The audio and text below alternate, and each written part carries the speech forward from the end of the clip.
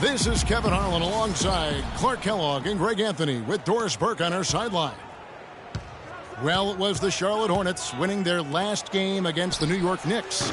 You know, they played well enough to win, but to be honest with you, I just felt like their opponent's defensive performance was shaky at best. Yeah, I'd go along with that, Greg. I mean, the game wasn't handed to them, but they definitely didn't have to work as hard for it as they should have.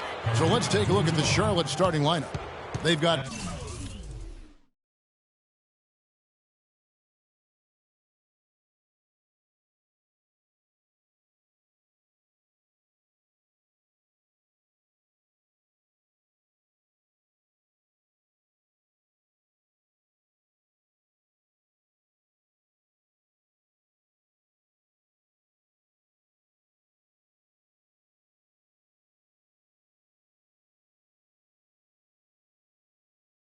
Paul George.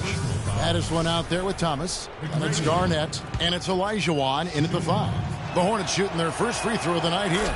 Free throw good, McGrady. Hornets on defense now. It's a three-point game.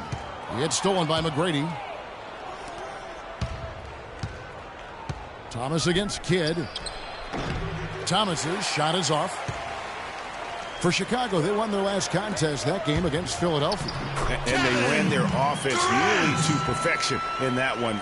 Very few possessions were wasted. Yeah, they put the mute button on them that time. I mean, in front of a hostile crowd, they never let the fans get going.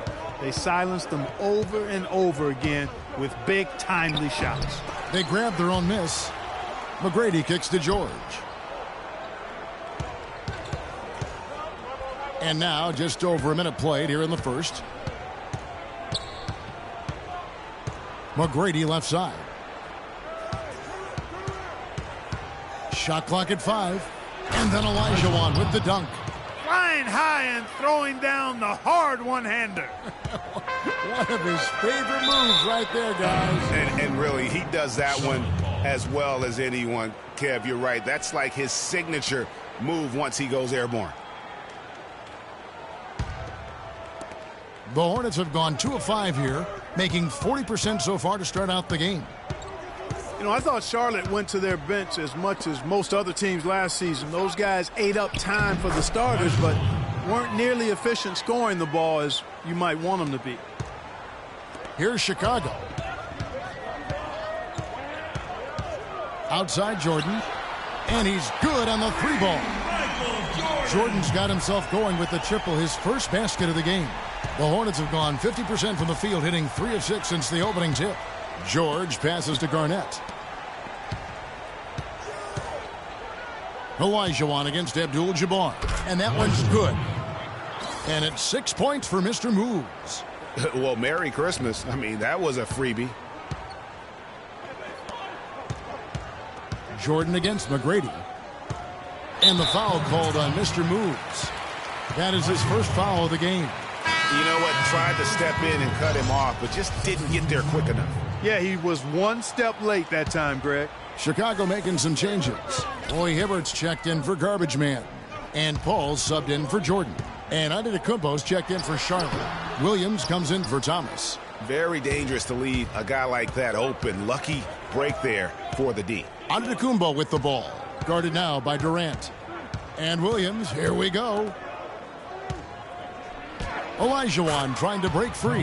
KG, that's good. They've been hot here early, dropping them in left and right. Rolling, rolling, rolling. We'll see how long they can keep it going. And guys, as we all know, Kevin Garnett is one of the very best power forwards ever to play the game. I mean, was passed by Tim Duncan last year for total rebounds by active players. Still an amazing statistic among many for KG, a future Hall of Famer. Here's Antetokounmpo after Kareem Abdul-Jabbar scored. Boy, from my angle, it looked like it was in the bottom of the net. Looked good from here. Yeah, I'm about as shocked as you are, Clark. Kidd, and good, and it takes a nice bounce off the right iron and down. Kidd's got his first basket.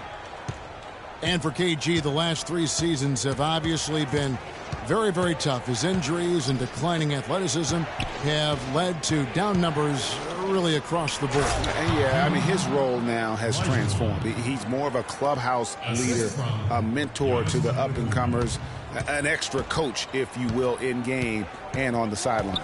2-second difference between shot clock and game clock.